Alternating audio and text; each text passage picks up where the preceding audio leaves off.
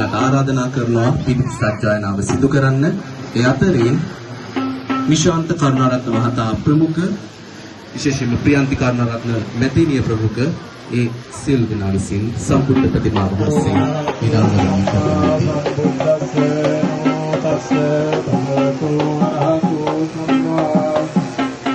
නමෝ